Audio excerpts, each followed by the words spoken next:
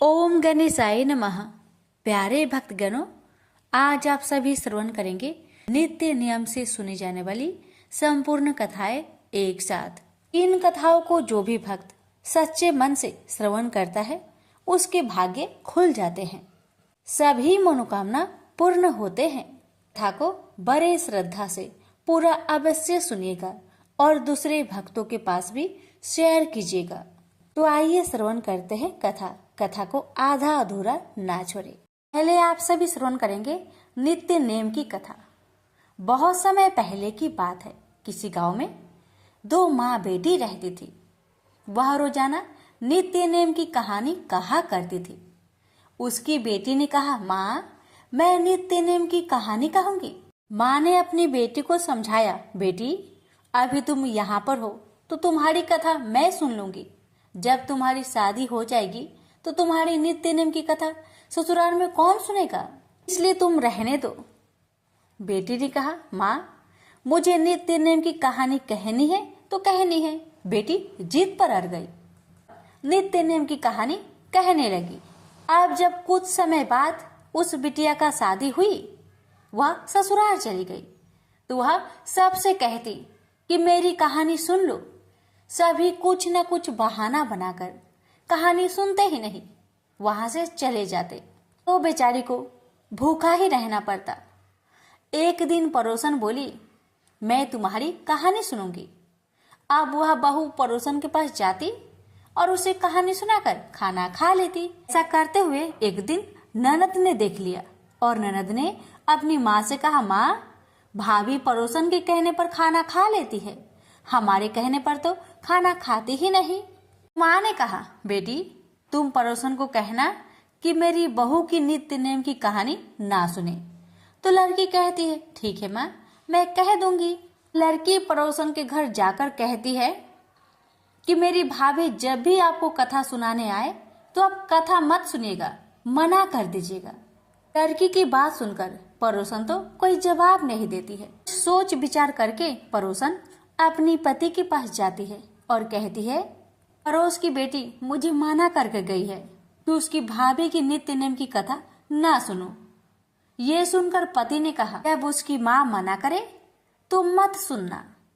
अगले दिन सास ने आकर पड़ोसन को मना कर दिया तो पड़ोसन बहू की कथा नहीं सुनी। अब तो बहू की कहानी कोई नहीं सुनता, बेचारी भूखी प्यासी ही रहने लगी। ससुर ने पूछा कि बहू कैसी है, तो सास ने कहा, बहू तो अच्छी है, काम काज तो कर लेती है मगर कुछ खाती पीती नहीं। ससुर ने कहा कि बड़े घर की बेटी है, काम करने से थक जाती होगी, इससे काम मत कराओ। सासू माँ ने कहा, हाँ मैं तो काम नहीं कराती लेकिन बहू फिर भी खाना नहीं खाती। अब तो धर्मराज जी का आसन डोल उठा कि इस नगरी में ऐसा कौन मेरा भक्त है जो भोजन नहीं करता, उसे बुलाओ। स्वर्ग से विमान आया तो सास बोली बहू से कि बहू मैं तेरे साथ चलूंगी। तो बहू ने कहा, आपको तो बहुत काम था, आप मेरे साथ कैसे चलेंगी, मेरी कहानी सुनने का आपके पास तो समय ही नहीं था। अब जेठानी ने जब कहा तो देवरानी कहने लगी, क्यों आपको तो मालिक का खाना बनाना है ना, तो आप कैसे जाएंगी। जब ननद ने कहा तो वह कहने लगी कि आपको भी तो गुड्डी गुड़िया के साथ खेलने की फुर्सत ही नहीं थी, तो मेरे साथ कैसे चलेंगी।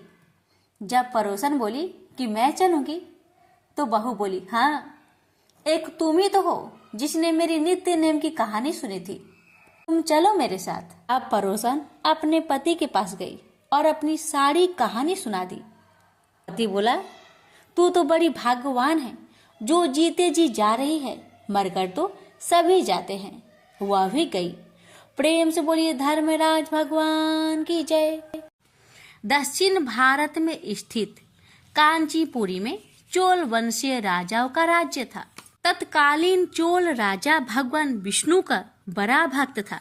वह अनंत शयन मंदिर में भगवान विष्णु की पूजा राजकीय अलंकरणों से किया करता था। मूर्ति की श्रृंगारिक पूजा कर उसके मन में यह अहंकार भी पैदा होता था कि ऐसे दिव्य अलंकरणों से भगवान की श्रृंगारिक पूजा अन्य कोई नहीं करता। एक दिन वह पूजा करके उठा ही था कि इतने में उसके नगर का एक दीनहीन ब्राह्मण विष्णुदास हाथ में तुलसी तथा जल भरा कलश लेकर आया। पहले तो उसने भगवान को दंडवत प्रणाम किया, फिर कलश का जल भगवान के चरणों में उड़ेल कर तुलसी दल चढ़ा दिया। साथ में वह ओम नमो भगवते वासुदेवाय का मंत्र जपता जाता था। राजा खरा यह सब देख रहा था। ब्राह्मण के जल डालने से राजा द्वारा अर्पित पूजा सामग्री तथा श्रृंगार बह गया और भगवान के चरणों में रह गया केवल तुलसी दल। राजा को बड़ा क्रोध आया, कहने लगा, अरे दरिद्र ब्राह्मण, मैंने भगवान का कैसा श्रृंगार किया था। भगवान की यह मूर्ति कैसी राजकीय शोभा पा रही थी। तूने जल चढ़ाकर सब धो दिया और रख दिया तुलसी की ये जंगली पत्ते। ब्राह्मण राजा की क्रोध भरी बात सुनकर विनती करते हुए बोला, राजन, मैं दरिद्र ब्राह्मण हूँ। आप जैसे श्रृंगारिक पूजा का साधन मेरे पास कहाँ है। मैं तो जो कुछ पाता हूँ उसी को भक्ति भाव से भगवान के चरणों में चढ़ाकर प्रभु कृपा से सुखी हो जाता हूँ। अलंकरण, दिव्य पुष्प, फल आदि से गर्वित होकर पूजा करे या भक्ति भावना से प्रभु के आगे केवल विनीत होकर हाथ जोड़ दे, इससे भगवान को क्या लेना। भगवान को तो भक्ति और भावना चाहिए। महाराज, मुझे क्षमा करे। राजा ने कहा, तुझे अपनी भक्ति पर गर्व है। तूने कोई देव मंदिर बनवाया है, कभी यज्ञ दान तप किया है, भगवान को संतुष्ट करने वाला कोई भी काम तूने कभी किया है। ब्राह्मण ने कहा, हे राजन, मैं तो अपनी दीनहीन पूजा से इतना संतुष्ट हो जाता हूँ कि लगता है जैसे भगवान संतुष्ट हो गए। यह देव मंदिर आपका बनाया हुआ है। मेरी पूजा से आपकी श्रृंगारिक पूजा खराब होती है, तो मैं कल से अपने घर पर ही भगवान का मिट्टी का कोई विग्रह रखकर पूजा कर लिया करूंगा। यह कहकर ब्राह्मण चलने लगा तो राजा ने कहा, अच्छा तो भक्त ब्राह्मण, मेरी भी बात सुन ले। भगवान विष्णु किस पर प्रसन्न होकर पहले किसको दर्शन देते हैं, इसे सब लोग देखेंगे। ब्राह्मण ने इस चुनौती को जैसे सुना ही नहीं, चलते चलते धीरे से बोला, भगवान का तो मुझे मेरी हर सांस में आभास होता रहता है। मैं तो अपने मन में उनका नित्य दर्शन करता रहता हूँ। दूसरों से मुझे क्या लेना। ब्राह्मण अपनी कुटिया में चला गया। राजा राजमहल में चला गया। ब्राह्मण ने उस मंदिर में जाना छोड़ दिया। अपने घर पर ही विष्णु भगवान का एक छोटा सा विग्रह ले आया और उसी का भक्ति भाव से पूजन कर कुछ भी रूखा सूखा होता भगवान को भोग लगाने के बाद खुद भोजन करता था। यह उसका नित्य का नियम था। उधर राजा अपने देव मंदिर में अपनी पूजा विधि से स्वयं ही प्रसन्न होता और अपनी पूजा पर गर्व करता। उसने अपनी यज्ञशाला में मुग्दल को आचार्य बनाकर एक विशाल राज्योचित यज्ञ प्रारंभ किया। राजा को एक बड़ा यज्ञ कराने का गर्व हो रहा था।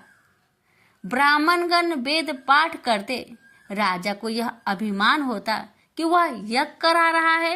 एक दिन ब्राह्मण पूजा पाठ करने के बाद भगवान को भोग लगाने को जैसे ही उठा कि सारा का सारा खाना एक मरियल सा भिखारी खाकर भाग गया। ब्राह्मण हठप्रभ, अब क्या करे, भगवान को क्या भोग लगाए।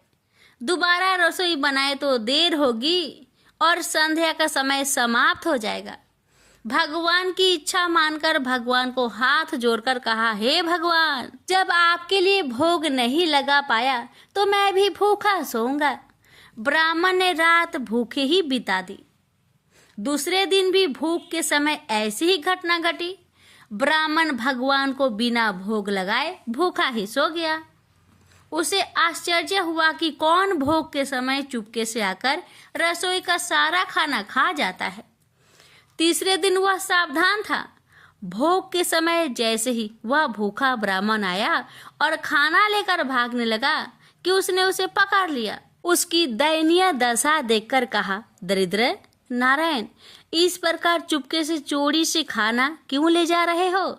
आओ बैठो, भगवान का भोग लगाने के बाद जो कुछ भी रूखा सूखा है बैठकर प्रेम से खाकर अपनी भूख मिटाओ। अब मैं आपको ऐसे न जाने दूंगा। बैठो और प्रेम से भोजन करो। मैं समझूंगा मेरे नारायण स्वयं प्रत्यक्ष भोग स्वीकार कर रहे हैं। यह कहकर उसने उस भूखे ब्राह्मण को आसन पर बैठाया और खाना परोसकर हाथ जोड़कर बैठ गया। इतने में ही उसे भूखे ब्राह्मण ने अपना स्वरूप बदला और वह साक्षात विष्णु के रूप में विराजमान हो गया। साक्षात भगवान विष्णु को अपने यहाँ भोग ग्रहण करते देख वह ब्राह्मण उनके चरणों में गिर पड़ा। उसे उठाते हुए भगवान विष्णु ने कहा, उठो मेरे प्यारे भक्त, मैं चोल राजा के यहाँ भी रोज जाता था, मगर वहां से मुझ दीनहीन दरिद्र को भगा दिया जाता था। उस राजसी अहंकारी यज्ञ में राजपुरुषों, दरबारियों, कर्मकांडी ब्राह्मणों की प्रतिष्ठा है। अपने को भक्त कहलाने का दिखावा है। वहां से दीनहीन तथा भूखे भगा दिए जाते हैं। जाओ, चोल महाराज से कह दो कि भगवान विष्णु मेरे यहाँ आए हैं, आकर दर्शन कर ले। मैं तब तक यहीं बैठा रहूंगा। ब्राह्मण गदगद होकर भागा भागा चोल नरेश के पास गया और कहा, हे राजन, भगवान विष्णु मेरे यहाँ बैठे हैं, चलिए आपको दर्शन देने के लिए बुला रहे हैं। यह सुनकर राजा हंसा, लेकिन महर्षि मुग्दल भगवान की यह माया समझ रहे थे। उन्होंने राजा से कहा, हे राजन, ब्राह्मण की बात सच मानकर चलिए, मैं भी चलता हूँ। भगवान की लीला निराली है, चलिए चलकर देखते हैं। चोल राजा ऋषि मुग्दल तथा वह ब्राह्मण चलकर जब उस झोपड़े में आए तो देखा कि भगवान विष्णु भोजन कर रहे थे। राजा ने आश्चर्य से हाथ जोड़कर कहा, प्रभु, मैं आपका दर्शन पाने तथा आपका प्रसाद ग्रहण करने को कितने दिनों से जब तब पूजा यज्ञ कर रहा हूँ। केवल दुर्लभ राजभोग छोड़कर आप यहाँ इस ब्राह्मण का रूखा सूखा भोजन ग्रहण कर रहे हैं, क्यों?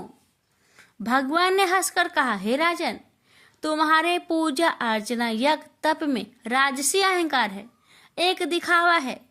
इस ब्राह्मण की दरिद्रता में विनम्र भक्ति है, दिखावा नहीं, भावना है, विहल प्रेम है।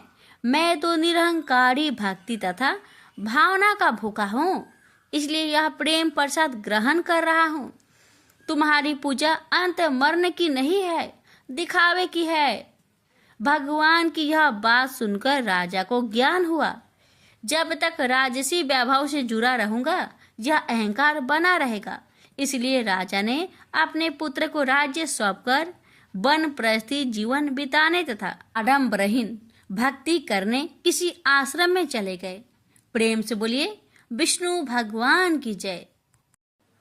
एक गांव में एक बुढ़िया माई रहती थी। उसके 2 बेटे तथा बहू भी थे। बुढ़िया माई भगवान श्री हरि विष्णु की परम भक्त थी। अपना जीवन दान धर्म पुण्य कार्य कर्मों में लगाती थी, परंतु बुढ़िया माई कभी भी मंदिर और सत्संग में वह तीर्थ स्थानों पर नहीं जाती थी। एक बार गांव में भागवत कथा हो रही थी। बेटे ने कहा, माँ, आप सारा दिन घर में रहती हैं, आप मंदिर में भागवत कथा सुनने क्यों नहीं जाती? बुढ़िया माई ने बेटे का मन रखने के लिए कह दिया कि आज जाऊंगी, परंतु नहीं गई। ऐसा करते करते 6 दिन निकल गए।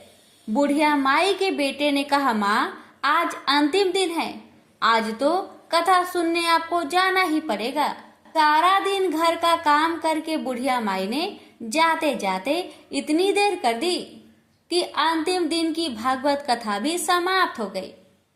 भगवान श्री हरि विष्णु सन्यासी का रूप धारण करके बुढ़िया माई के पास आए और बोले, बुढ़िया माई, तुम कहाँ जा रही हो? बुढ़िया माई ने कहा, मैं भागवत कथा सुनने जा रही हूँ। तब सन्यासी रूपी भगवान श्री हरि विष्णु ने कहा, अब इतनी देर से क्यों जा रही हो?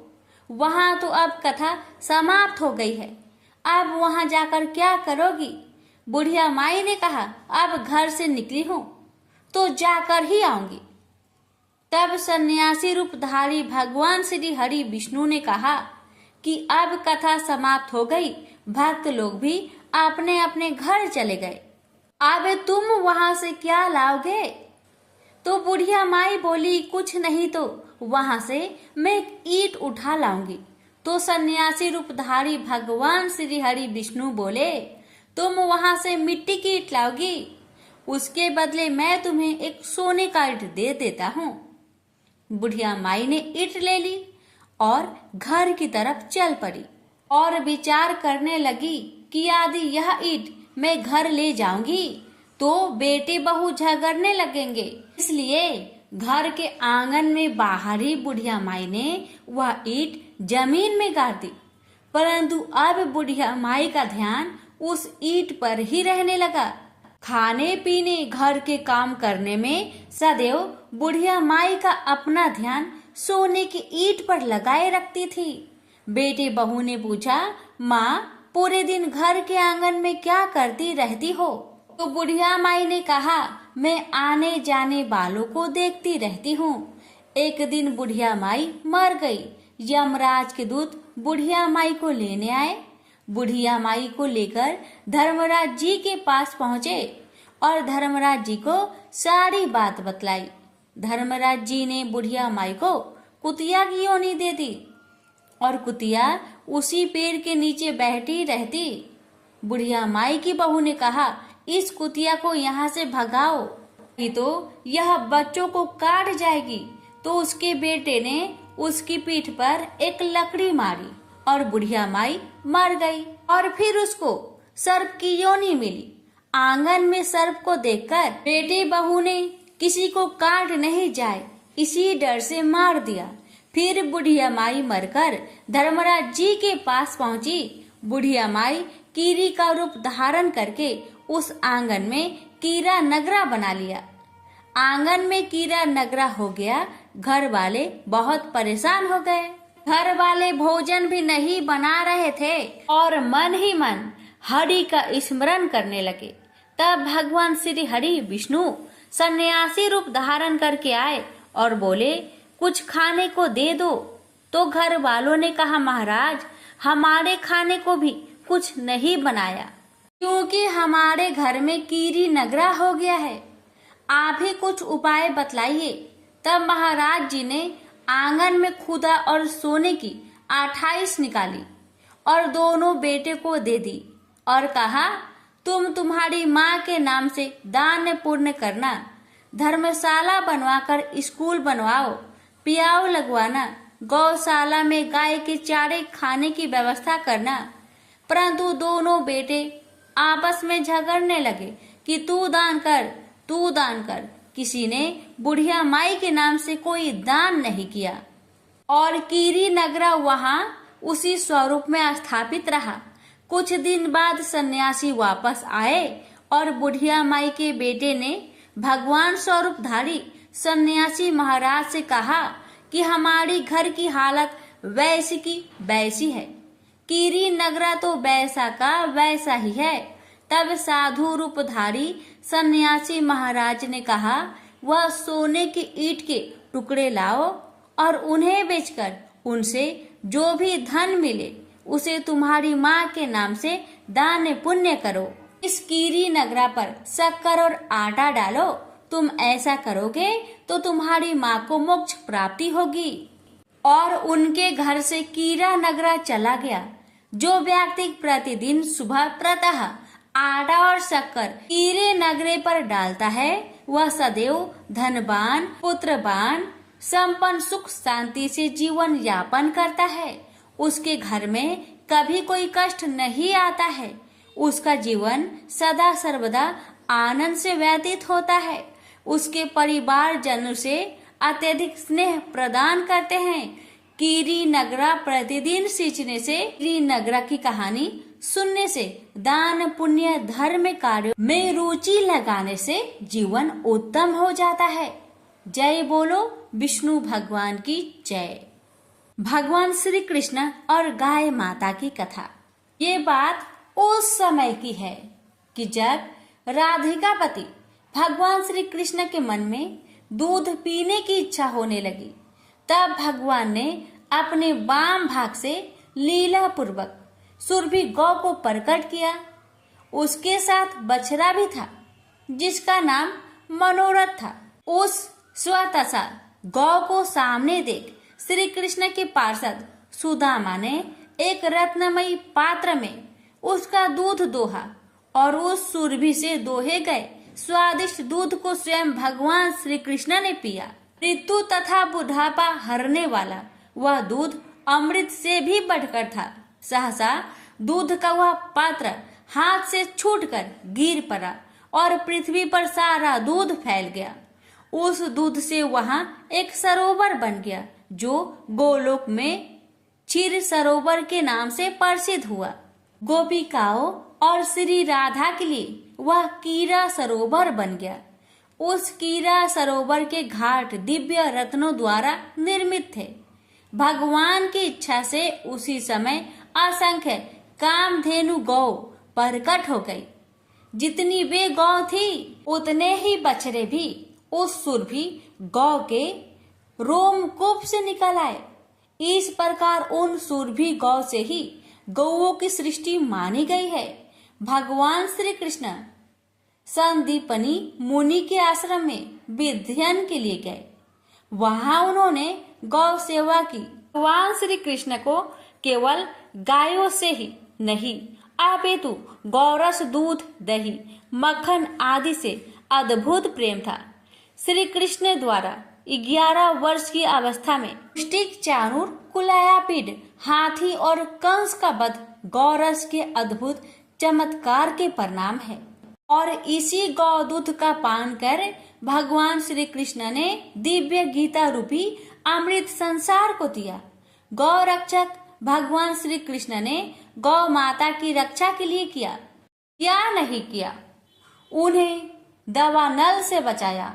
इंद्र के कोप से गायों और ब्रजवासियों की रक्षा के लिए गिरिराज गोवर्धन को कनिष्ठा उंगली पर उठाया। अब देवराज इंद्र ने एरावत हाथी की सूर्य के द्वारा लाए गए आकाश गंगा के जल से तथा कामधेनु ने अपने दूध से उनका अभिषेक किया और कहा कि जिस प्रकार देवों के राजा देवेंद्र है उसी प्रकार आप हमारे राजा गोविंद हैं। भगवान श्री कृष्ण का बाल्य जीवन गौ सेवा में बीता, इसलिए उनका नाम गोपाल पड़ा। पुतना के वध के बाद गोपियों श्री कृष्ण के अंगों पर गोमूत्र, गोरज व गोमय लगाकर शुद्ध करती है, क्योंकि उन्होंने पुतना के मृत शरीर को छुआ था। और गाय की पूंछ को श्री कृष्ण के चारों ओर घुमाकर उनकी नजर उतारती है। तीनों लोकों के कष्ट हरने वाले श्री कृष्ण के अनिष्ट हरण का काम गाय करती है। जब जब श्री कृष्ण पर कोई संकट आया, नंद बाबा और यशोदा माता ब्राह्मणों को स्वर्ण वस्त्र तथा पुष्पमाला से सजी गायों का दान करते थे। यह है गौ माता की महिमा और श्री कृष्ण के जीवन में उनका महत्व। नंद बाबा के घर सैकड़ों गौपाल सेवक थे, पर श्री कृष्ण गायों को दोहने का काम भी स्वयं करना चाहते थे। कन्हैया ने आज माता से गाय चराने के लिए जाने की जिद की और कहने लगे कि भूख लगने पर वे वन में तरह तरह के फलों के वृक्ष से फल तोड़कर खा लेंगे। पर माँ का हृदय इतने छोटे और सुकुमार बालक के सुबह से शाम तक वन में रहने की बात से डर गया और वह कन्हैया को कहने लगी कि तुम इतने छोटे छोटे पैरों से सुबह से शाम तक वन में कैसे चलोगे? लौटते समय तुम्हें रात हो जाएगी। तुम्हारा कमल के समान सुकुमार शरीर कड़ी धूप में कुम्हला जाएगा। परंतु कन्हैया के पास तो माँ के हर सवाल का जवाब था। वह माँ की सौगंध खाकर कहते हैं कि ना तो मुझे धूप लगती है और न ही भूख, और वह माँ का कहना न मानकर गौचरण की अपनी हाट पर अरे रहे। मोर मुकुटी बनमाली पीताम्बरधारी श्री कृष्ण यमुना में अपने हाथों से मल मल कर गैयों को स्नान कराते अपने पीताम्बर से ही गायों का शरीर पोंछते, सहलाते और बछड़ों को गोद में लेकर उनका मुख काटते और पुष्प गुच्छ, गुजा आदि से उसका श्रृंगार करते। तृण एकत्र कर स्वयं अपने हाथों से उन्हें खिलाते। गायों के पीछे वन वन में वह नित्य नंगे पांव उस कंकर कंटक सहते हुए उन्हें चराते जाते। गाय तो उनकी आराध्य है और आराध्य का अनुगमन जूते पहनकर तो होता नहीं। परम ब्रह्मा श्री कृष्ण गायों को चराने के लिए जाते समय अपने हाथ में कोई छड़ी आदि नहीं रखते थे, केवल बंसी लिए हुए गाय चराने जाते थे। वह गायों के पीछे पीछे ही जाते हैं और गायों के पीछे पीछे ही लौटते हैं। वह गायों को मुरली सुनाते हैं। सुबह गौ समूह को साष्टांग प्रणाम करते और सायंकाल गायों के खुरों से पूरी धूल से उनका मुख पीला हो जाता था। इस अद्भुत दृश्य को देखने के लिए देवी देवता अपने लोगों को छोड़कर ब्रज में चले आते और आश्चर्यचकित रह जाते कि जो परम ब्रह्मा श्री कृष्ण बड़े बड़े योगियों के समाधि लगाने पर भी ध्यान में नहीं आते, वे ही श्री कृष्ण गायों के पीछे पीछे नंगे पांव वनों में हाथ में बंसी लिए घूम रहे हैं। मोहन गाय चराकर आ रहे हैं। उनके मस्तक पर नारंगी पगड़ी है जिस पर मयूर पिच का मुकुट लगा है। मुख पर काली काली अलके बिखरी हुई है जिनमें चंपा की कलियां सजाई गई है। गोप बालकों की मंडली के बीच मेघ के समान श्याम श्री कृष्ण रसमयी बंसी बजाते हुए चल रहे हैं और सखा मंडली उनकी गुणावली गाती चली रही है। गेरू आदि से चित्रित सुंदर नट के समान भैंस में ये नवल किशोर मस्त चलते हुए आ रहे हैं। चलते समय उनकी कमर में कमरधनी के किंकनी और चरणों के नूपुरों के साथ गायों के गले में बंधी घंटिया की मधुर ध्वनि सब मिलकर कानों में मानो अमृत घोल रहे हो। प्रेम से बोलिए श्री कृष्ण भगवान की जय, गाय माता की जय। प्राचीन समय की बात है। दक्षिण भारत की तुंगभद्रा नदी के तट पर एक नगर में आत्मदेव नामक एक व्यक्ति रहता था जो सभी वेदों में पारंगत था। उसकी पत्नी का नाम धुंधली था। धुंधली बहुत ही सुंदर लेकिन स्वभाव से झगड़ालू थी। घर में सब प्रकार का सुख था लेकिन वह व्यक्ति अपनी पत्नी से तो दुखी था ही, साथ ही उसके कोई संतान का सुख भी नहीं था। वह चिंता में रहता था कि यदि उम्र ढल गई तो फिर संतान का सुख देखने को नहीं मिलेगा। यह सोचकर उसने बड़े दुखी मन से अपने प्राण त्यागने के लिए वन को चला गया। वन में एक तालाब में वह कूदने ही वाला था कि तभी एक सन्यासी ने उसे देखकर उससे पूछा, कहो वृपवन, तुम्हें ऐसी कौन सी भारी चिंता है जिसके कारण तुम प्राण त्याग रहे हो? आत्मदेव ने कहा, ऋषिवर, मैं संतान के लिए इतना दुखी हो गया हूँ कि मुझे अब अपना जीवन निष्फल लगता है। संतानहीन जीवन को धिक्कार है और मैंने जिस गाय को पाल रखा है वो भी बाज है। यह तो ठीक है, मैं जो पेड़ लगाता हूँ उस पर भी फल फूल नहीं लगते। मैं घर में जो फल लाता हूँ वह भी बहुत जल्दी सड़ जाता है। इन सब बातों से मैं बहुत दुखी हो चुका हूँ। ऐसा कहकर वह व्यक्ति जोर जोर से रोने लगा। वह संत उसकी बात सुनकर उसके ललाट की रेखाएं को देखता है। रेखाओं को देखकर वह कहता है, वृपवन, कर्म की गति बड़ी प्रबल है, वासना को छोड़ दो। सुनो, मैंने तुम्हारे भाग्य देख लिया है। इस जन्म में तो क्या अगले 7 जन्मों तक तुम्हारे कोई संतान भी किसी प्रकार से नहीं हो सकता। तब ब्राह्मण कहता है, फिर मुझे प्राण त्यागने दीजिए या आप किसी भी यत्न से मुझे पुत्र प्राप्त का मार्ग बताएं। जब वह संत देखता है कि यह व्यक्ति किसी भी प्रकार से समझाने पर भी प्राण त्यागने को आमदा है तो वह अपनी झोली में से एक फल निकालकर कहता है कि अच्छा ठीक है, तुम यह फल लो और इसे अपनी पत्नी को खिला देना। उससे उसके एक पुत्र होगा। आत्मदेव वह फल लाकर अपनी पत्नी को दे देता है, लेकिन उसकी पत्नी वह मन ही मन में सोचती है कि यदि मैंने ये फल खा लिया और मेरा गर्भ रह गया तो मुझसे खाया नहीं जाएगा और मैं मर भी सकती हूँ। यह सोचकर वह तय करती है कि मैं ये फल नहीं खाऊंगी। इसलिए वह आत्मदेव से कई तरह के तर्क और कुतर्क करती है। आत्मदेव के कहने पर वह फल तो रख लेती है, लेकिन खाती नहीं है। एक दिन उसकी बहन उसके घर आती है, जिसे वह सारा किस्सा सुनाती है। बहन उससे कहती है कि मेरे पेट में बच्चा है, प्रसव होने पर वह बालक मैं तुम्हें दे दूंगी, तब तक तुम गर्भवती के समान घर में रहो। मैं कह दूंगी मेरा बच्चा मर गया और तू ये फल गाय को खिला देना। आत्मदेव की पत्नी ने अपनी बहन की बात मान ली और वैसा ही किया। उस फल को गाय को खिला दिया। समय व्यतीत होने पर उसकी बहन का बच्चा लाकर धुंधली को दे दिया गया। पुत्र हुआ है, यह सुनकर आत्मदेव को बड़ा आनंद हुआ। धुंधली ने अपने बच्चे का नाम धुंधकारी रखा। इसके 3 माह व्यतीत होने के बाद एक दिन आत्मदेव सुबह गाय को चारा डालने गया। उसने देखा कि गाय के पास एक बच्चा है जो कि मनुष्य आकार में है, लेकिन बस उसके कान ही गाय के समान थे। उसे देखकर वह आश्चर्य में पड़ जाता है, हालांकि उसे बड़ा आनंद भी होता है। वह उस बच्चे को उठाकर घर में ले जाता है।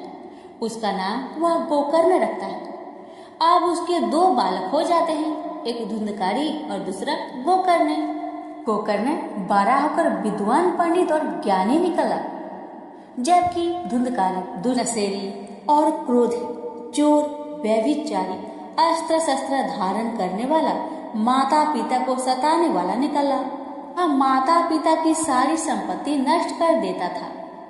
एक दिन वह पिता को मार मार कर घर से बाहर निकाल दिया। पिता रोने लगा और कहता है कि मेरी पत्नी का बाँझ रहना ही अच्छा था। तभी वहाँ गोकर्ण आ जाता है। वह पिताजी को वैराग्य का उपदेश देता है और कहता है आप सभी को छोड़कर प्रभु के शरण में वन में चले जाएं और भगवत भजन करें। भगवत भजन ही सबसे बड़ा धर्म है। गौ से उत्पन्न पुत्र गोकर्ण की बात मानकर आत्मदेव वन में चले जाते हैं। बाद में उसकी पत्नी धुंधली को धुंधकारी सताने लगता है, तो वह कुएं में कूदकर आत्महत्या कर लेती है। अब धुंधकारी 5 वेश्याओं के साथ रहने लगा। वेश्याएं उसे अपने तरीके से संचालित करती थी। धुंधकारी उन वेश्याओं के लिए ही धन जुटाने में लगता है। वह उनके लिए डाका डालता और चोरी करता है। बाद में वे वेश्याएं सोचने लगती है कि यदि एक दिन यह पकड़ा गया तो राजा इसके साथ हमें भी दंड देगा। यह सोचकर वह वेश्याएं सोते हुए धुंधकारी को रस्सियों से उसका गला दबाने का प्रयास करती है। जब वह गला दबाने में भी नहीं मरता है तो वे सभी मिलकर उसे दहकते अंगारों में डाल देती है। वहाँ वह तड़प तड़प कर मर जाता है। बाद में उसे गड्ढा खोदकर गाड़ दिया जाता है। मरने के बाद धुंधकारी भयंकर दुख देने, झेलने और अपने कुकर्मों के कारण एक प्रेत बन जाता है। प्रेत बनने के बाद भूख और प्यास से वह व्याकुल हो जाता है। रह रहकर चिल्लाता भी रहता है, क्योंकि उसे अंगारों से जलाया गया था। इसलिए उसकी अनुभूति उसे अभी भी सताती रहती है। उसे लगता है कि अभी भी मेरा शरीर जल रहा है। एक दिन उसका भाई गोकर्ण उसके गांव में कथा करते हुए आते हैं। गोकर्ण सबसे नजर बचाते हुए अपने पुस्तकनी मकान में सोने को चले जाते हैं। अपने ही घर में अपने भाई को सोया हुआ देखकर धुंधकारी खुश हो जाता है और आवाज लगाता है। गोकर्ण यह आवाज सुनकर पूछता है कि तुम कौन हो? धुंधकारी कहता है, मैं तुम्हारा भाई हूँ। मेरे कुकर्म की गिनती नहीं की जा सकती। इसी से मैं प्रेत योनि में पड़ा हूँ। ये दुर्दशा भोग रहा हूँ। भाई, तुम दया करके मुझे इस योनि से छुड़ाओ। गोकर्ण कहता है कि मुझे बड़ा आश्चर्य हो रहा है। मैंने तुम्हारे लिए विधि पूर्वक गया जी में श्राद्ध किया, फिर भी तुम प्रेत योनि से मुक्त कैसे नहीं हुए? मैं कुछ और उपाय करता हूँ। कई उपाय करने के बाद भी जब कुछ नहीं होता है। तो अंत में वह सूर्यदेव से पूछते हैं, तो सूर्यदेव कहते हैं केवल श्रीमद् भागवत कथा सुनने से ही मुक्ति हो सकती है, इसलिए तुम सप्ताह पारायण करो। तब गोकर्ण ने व्यास गद्दी पर बैठकर कथा कहने लगे। देश गांव से बहुत लोग कथा सुनने आने लगे। इतनी भीड़ हो गई कि सब आश्चर्य करने लगे। तब वह प्रेत भी वहां आ पहुंचा। वह इधर उधर स्थान ढूंढने लगा। इतने में उसकी दृष्टि एक सीधे रखे हुए 7 गांठ वाली बांस पर पड़ी। वह वायु रूप से उसमें जाकर बैठ गया। तो शाम को कथा को विश्राम दिया गया तो एक बड़ी विचित्र बात हुई। सबके देखते देखते उस बांस की एक गांठ तर तर तर तर करती फट गई। इसी प्रकार 7 दिनों में 7 गांठें फट गई और 12 स्कंद शून्य से पवित्र होकर धुंधकारी एक दिव्य रूप धारण करके सामने खड़ा हो गया। उसने भाई को प्रणाम किया। तभी बैकुंठवासी पार्षदों के सहित एक विमान उतरा। सबके देखते ही देखते धुंधकारी विमान पर चढ़ गया। उन पार्षदों को देखकर उसने गोकर्ण से कहा, भगवान के प्रिय पार्षदों, यहाँ हमारे अनेक शुद्ध हृदय श्रोतागण हैं। उन सब के लिए एक साथ बहुत से विमान क्यों नहीं लाए? यहाँ सभी ने समान रूप से कथा सुनी है, फिर फल में इस प्रकार का भेद क्यों है? भगवान के पार्षदों ने कहा, इस फल भेद का कारण इसमें श्रवण का भेद है। श्रवण सबने समान रूप से ही किया, किंतु इसके जैसा मनन नहीं किया। इस प्रेत ने 7 दिन तक सुने हुए विषय का स्थिर चित्त से खूब मनन भी करता रहा। यह कहकर वे सब पार्षद बैकुंठ को चले गए। 52 माह में गोकर्ण ने फिर से उसी प्रकार सप्ताह क्रम से कथा कही। वहां भक्तों से भरे हुए विमानों के साथ भगवान प्रकट हो गए। उस गांव में कुत्ते और चंडाल प्रश्न जितने भी जीव थे सभी दिव्य देह धारण करके विमान पर चढ़ गए। भगवान उन सभी को योनि दुर्लभ गोलोक धाम में ले गए। प्रेम से बोलिए लक्ष्मी नारायण की जय, श्री कृष्ण भगवान की जय, राधा रानी की जय। एक बार भगवान विष्णु जी शेष नाग पर बैठे बैठे बोर हो गए और उन्होंने धरती पर घूमने का विचार किया। वैसे भी कई साल बीत गए थे। धरती पर आए और वह अपनी यात्रा की तैयारी में लग गए। स्वामी को तैयार होता देखकर लक्ष्मी माँ ने पूछा, आज सुबह सुबह कहाँ जाने की तैयारी हो रही है? विष्णु जी ने कहा, हे लक्ष्मी, मैं धरती लोक पर घूमने जा रहा हूँ। तो कुछ सोचकर माता ने कहा, हे देव, क्या मैं भी आपके साथ चल सकती हूँ? भगवान विष्णु ने 2 पल सोचा और फिर कहा, एक शर्त है, पर तुम मेरे साथ चल सकती हो। तुम धरती पर पहुंचकर उत्तर दिशा की ओर बिल्कुल मत देखना। इसके साथ ही माता लक्ष्मी ने हाँ कहकर भगवान के साथ चल पड़ी। सुबह सुबह माँ लक्ष्मी और भगवान विष्णु धरती पर पहुंच गए। अभी सूर्य देवता निकल रहे थे। रात बरसात होकर हटी थी। चारों ओर हरियाली ही हरियाली थी। उस समय चारों ओर बहुत शांति थी और धरती बहुत ही सुंदर दिख रही थी। और माँ लक्ष्मी मंत्र मुक्त होकर धरती को देख रही थी और भूल गई कि पति को क्या वचन देकर आई है, और चारों ओर देखती हुई कब उत्तर दिशा की ओर देखने लगी पता ही नहीं चला। उत्तर दिशा में माँ लक्ष्मी को एक बहुत ही सुंदर बगीचा नजर आया और उस तरफ से भीनी भीनी खुशबू आ रही थी और बहुत ही सुंदर सुंदर फूल खिले थे। यह एक फूलों का खेत था और माँ लक्ष्मी बिना सोचे उस खेत में गई और एक सुंदर सा फूल तोड़ लाई।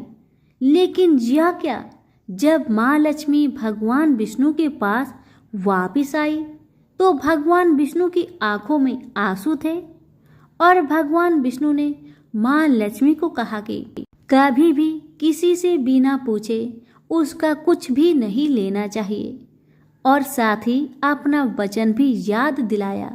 माँ लक्ष्मी को अपनी भूल का पता चला तो उन्होंने भगवान से इस भूल की माफ़ी मांगी तो भगवान विष्णु ने कहा कि जो तुमने भूल की है उसकी सजा तो तुम्हें जरूर मिलेगी। जिस माली के खेत से तुम बिना पूछे फूल तोड़ा है वह एक प्रकार की चोरी है, इसलिए अब 3 साल तक माली के घर नौकर बनकर रहो। उसके बाद मैं तुम्हें बैकुंठ वापस बुलाऊंगा। माँ लक्ष्मी ने चुपचाप सर झुकाकर हाँ कह दी और फिर माँ लक्ष्मी एक गरीब औरत का रूप धारण करके उस खेत के मालिक के घर गई। घर क्या, एक झोपड़ा था और मालिक का नाम माधव था। माधव की बीबी 2 बेटे और 3 बेटियां थी। सभी उस छोटे से खेत में काम करके किसी तरह से गुजारा करते थे। माँ लक्ष्मी जब एक साधारण और गरीब औरत बनकर जब माधव के झोपड़े पर गई तो माधव ने पूछा, बहन तुम कौन हो और इस समय तुम्हें क्या चाहिए? तब माँ लक्ष्मी ने कहा, मैं एक गरीब औरत हूँ, मेरी देखभाल करने वाला कोई नहीं, मैंने कई दिनों से खाना भी नहीं खाया, मुझे कोई भी काम दे दो, साथ में मैं तुम्हारे घर का काम भी कर दिया करूँगी। बस मुझे अपने घर में एक कोने में आसरा दे दो। माधव बहुत ही अच्छे दिल का मालिक था। उसे दया आ गई, लेकिन उसने कहा, बहन मैं तो बहुत गरीब हूँ, मेरी कमाई से मेरे घर का खर्च मुश्किल से चलता है, लेकिन अगर मेरी 3 की जगह 4 बेटियां होती तो तभी मुझे गुजारा करना ही था। अगर तुम मेरी बेटी बनकर जैसा रूखा सूखा हम खाते हैं उसमें खुश रह सकती हो तो बेटी बनकर अंदर आ जाओ। माधव ने माँ लक्ष्मी को अपने झोपड़े में शरण दे दी और माँ लक्ष्मी 3 साल तक उस माधव के घर पर नौकर बनकर रही। जिस दिन माँ लक्ष्मी माधव के घर आई थी उससे दूसरे दिन ही माधव को इतनी आमदनी हुई, फूलों के कमाई से ही शाम को एक गाय खरीद ली। धीरे धीरे माधव ने काफी जमीन खरीद ली और सब ने अच्छे अच्छे कपड़े भी बनवा लिए और फिर एक बड़ा पक्का का घर भी बना लिया। बेटियों और बीबी ने गहने भी बनवा लिए और अब मकान भी बहुत बड़ा बनवा लिया था। माधव हमेशा सोचता था कि मुझे ये सब इस महिला के आने के बाद ही मिल रहा है, इस बेटी के रूप में मेरी किस्मत आ गई है। माँ लक्ष्मी को आते हुए 2 से 5 साल बीत गए थे, लेकिन माँ लक्ष्मी अब भी घर में और खेतों में काम करती थी।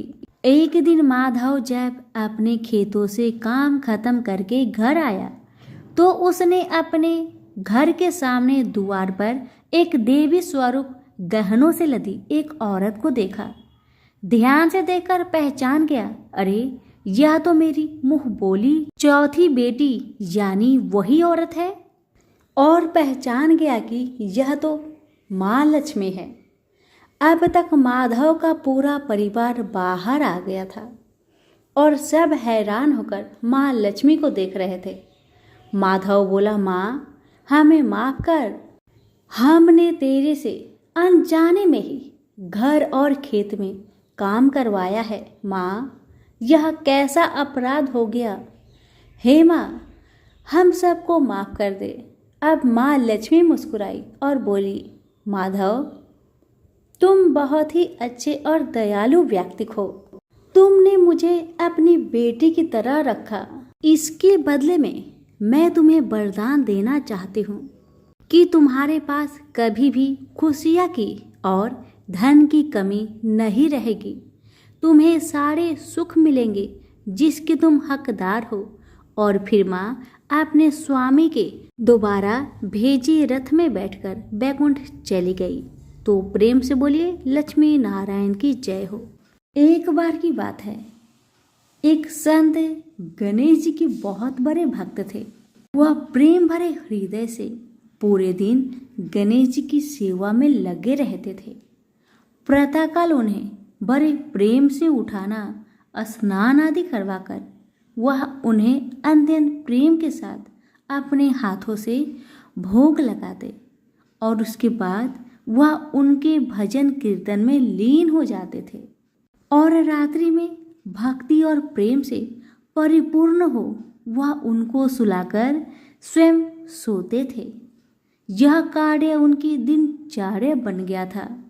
ऐसा प्रतिदिन करते करते उनका समय कब व्यतीत हो जाता था उन्हें स्वयं भी इस बात की ज्ञात नहीं थी। वह जहाँ भी जाते वह गणेश जी को अपने संग ले जाते। हर क्षण उन्हें सिर्फ गणेश जी का ध्यान रहता।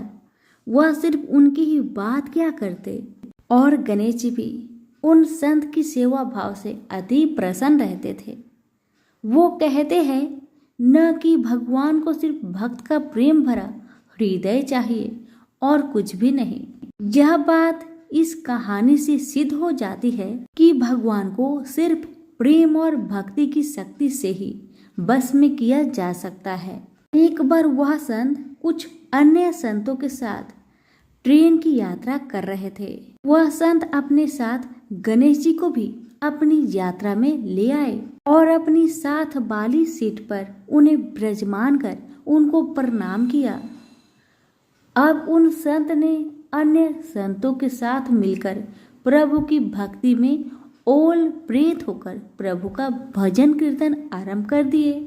गणेश भजन और कीर्तन की समाप्ति के पश्चात वह सभी संत प्रभु भक्ति की चर्चा में लीन हो गए और कब उनकी मंजिल आ गई उन्हें पता भी नहीं चला।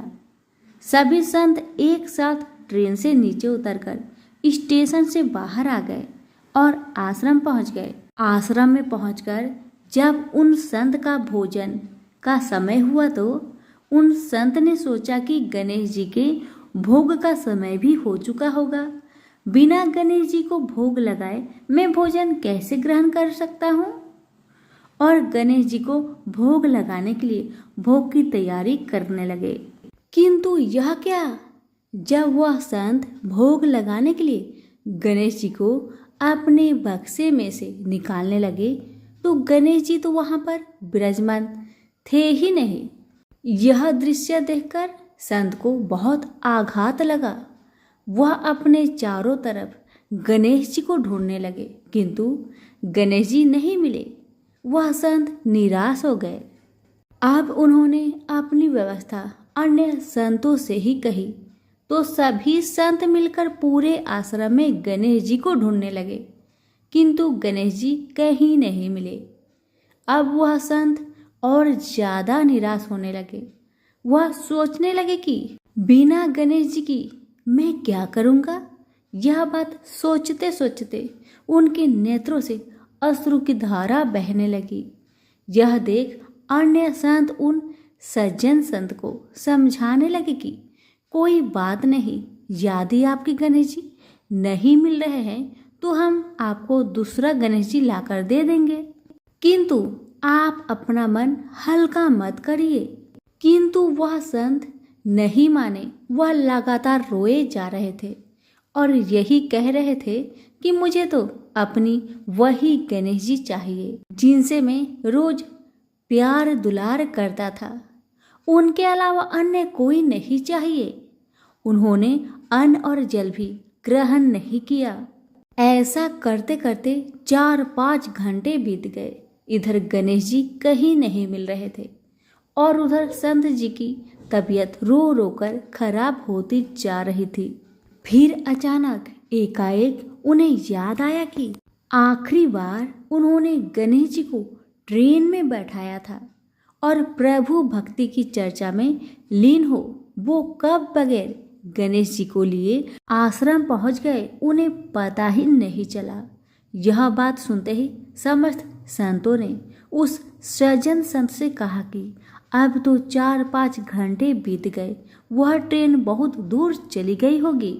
यह बात सुनकर सज्जन संत ने अन्य सभी संतों से कहा कि मुझसे गलती हो गई कि मैं बगैर अपने गणेश जी को लिए ट्रेन से उतरकर आश्रम पहुंच आया, किंतु मेरे गणेश जी मुझे छोड़कर कहीं नहीं जाएंगे।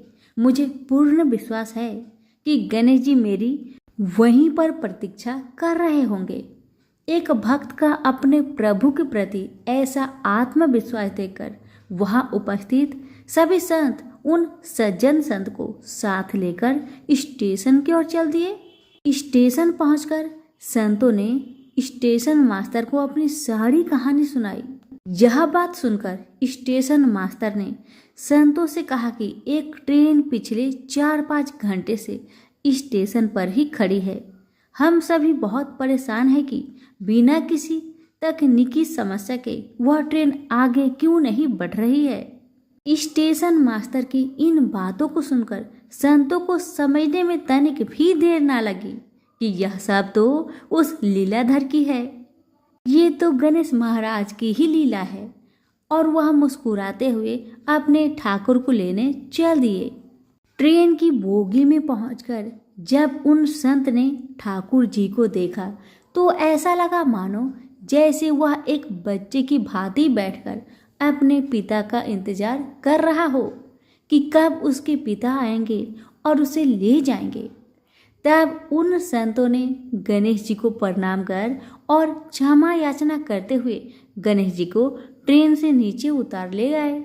अंत में यह दृश्य देखकर सभी हैरान रह गए। जब वह संत अपने गणेश जी को लेकर जैसे ही ट्रेन से नीचे उतरे वैसे ही वह ट्रेन भी चल दी, जो बिना किसी तकनीकी समस्या के स्टेशन पर पिछले 4-5 घंटे से खड़ी थी। वहां खड़े सभी स्वजन पुरुषों ने भक्ति की शक्ति का यह दृश्य देखकर सभी ने गणेश जी के चरणों में सत सत प्रणाम किया और आश्रम की ओर चल दिए। सभी प्रेम से बोले, गणेश महाराज की जय हो। एक बार एक मेढक और मेढकी तालाब में साथ रहते थे। मेढक गणेश जी का बहुत बड़ा भक्त था। वह हर रोज गणेश जी की पूजा करता था। वह कुछ काम न करता, बस गणेश जी का नाम जपता रहता। मेढकी उससे बहुत परेशान थी। एक दिन मेढकी ने गणेश जी की मूर्ति छिपा दी। मेढक आया और गणेश जी की मूर्ति के बारे में पूछने लगा तो मेढकी ने बोला कि मुझे नहीं पता। एक दिन एक औरत उनके तालाब के पास आई और उसने अपने मटके में पानी भरने लगी। जैसे ही उसने पानी भरा वैसे ही मेढक और मेढकी उसके मटके के अंदर चले गए। घर जाकर उस औरत ने पानी गैस पर रख दिया। मेढक और मेढकी भी साथ में जलने लगे। मेढकी मेढक को बोलने लगी कि तुम तो गणेश जी की बहुत बड़ी भक्त हो, तो बोलो गणेश जी को हमें बचाए। मेढक ने यह सुनकर गणेश जी का नाम जपना शुरू कर दिया। थोड़ी देर बाद एक सांड आया और अपने दोनों सींग मटके पर जा मारा और मटका जमीन पर गिरकर टूट गया और दोनों बच गए। मेढक ने घर जाकर गणेश जी की मूर्ति मेढक को लौटा दी और उसने भी गणेश जी का पूजन करना शुरू कर दिया। तो प्रेम से बोलिए गणेश महाराज की जय हो। धन्यवाद।